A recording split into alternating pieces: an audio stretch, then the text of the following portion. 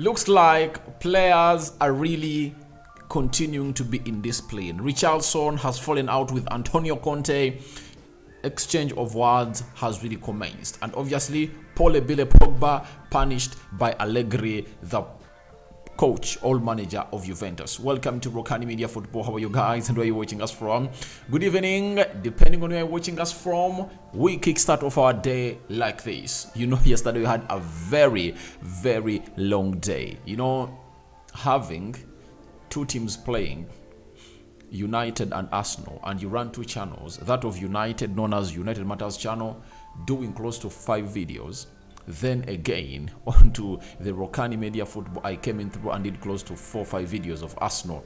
It was really tiresome and tiring. So right now I'm back and just smash the like button, guys, and let's get into this. Now, after Tottenham Hotspur saw itself knocked out of the Champions League, Richarlison had an interview with TNT Sport and he tore apart his manager known as Antonio Conte. But after all that, Antonio Conte also came out and really cleared the air on his future after really getting knocked out of the Champions League by AC Milan at the Tottenham Hotspur Stadium when they failed to score a goal that would have really sent this game into extra time to either they fought their way out. Now, Richarlison came out and said the following: "I'm honest, this season has been shit.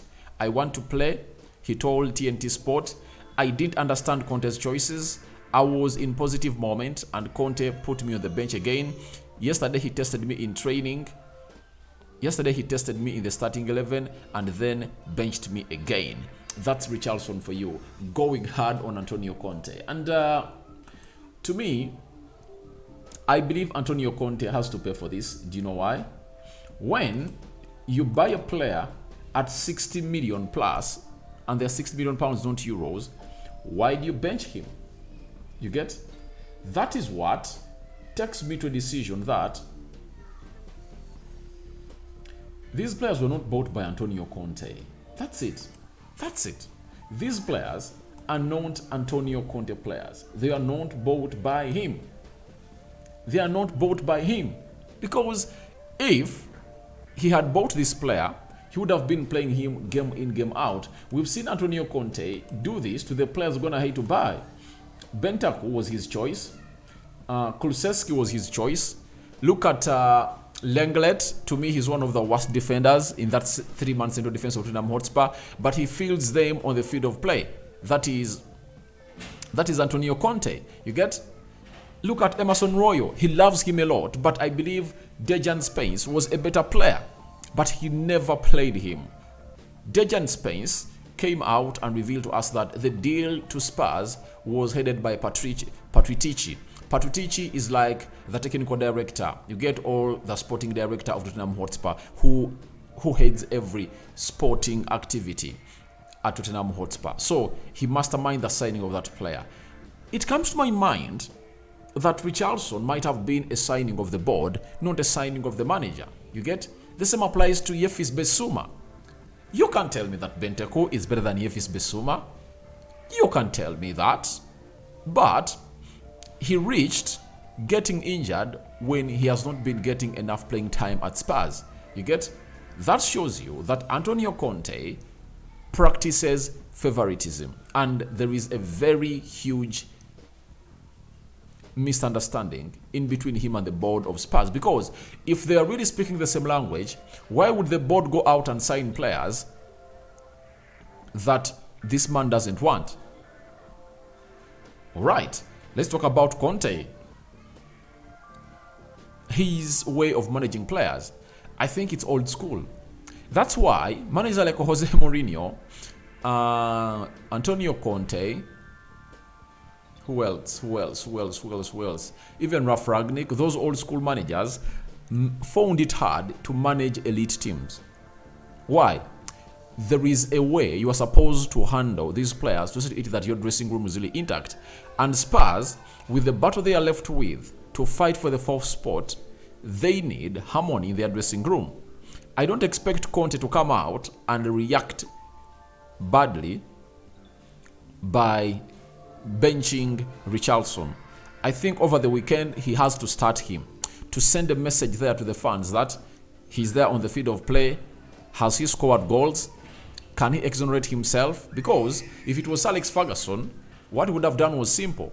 Would have gone out and told him, please, go on the field of play and prove me right. Because every time I put you in the field of play, you've not proved me right. When you look at the stats of Richarlison this season, he has played 6 games in the Champions League. He has scored 2 goals.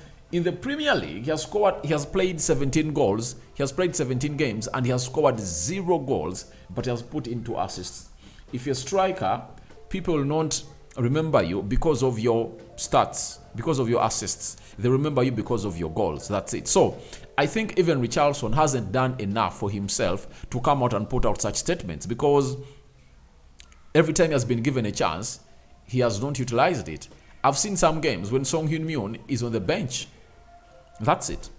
He comes on, Richarlison starts, Son Heung-min on the bench, Richarlison taken off, Son Heung-min comes in through, and obviously Son Heung-min scores goals. So I believe this man has not given himself a chance, and he just needs to play the game.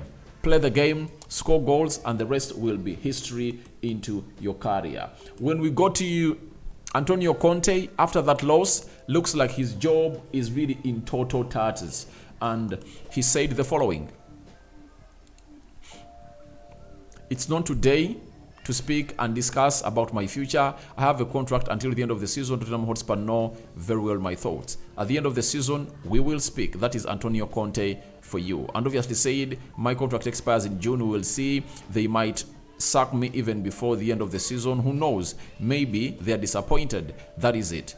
And this goes back to Daniel Levy, the owner of Tottenham Hotspur. He came out and said that the best ever manager he has ever brought to Tottenham Hotspur is Antonio Conte. But has Antonio Conte even reached halfway Pochettino's success? Has he harvested anywhere near the success of Pochettino? I don't see it. The way Pochettino projected Spurs to the level of playing in the Champions League for close to 4 consecutive seasons, reaching the Champions League finale.